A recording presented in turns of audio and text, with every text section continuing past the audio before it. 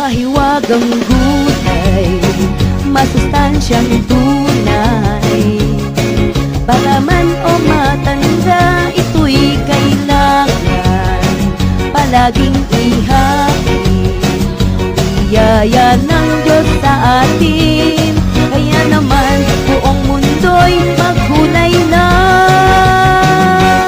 Gulay-gulay, paborito ng buong bayan. Gulay-gulay, kailangan ng katawan. Gulay-gulay, pampatibay ng resistensya.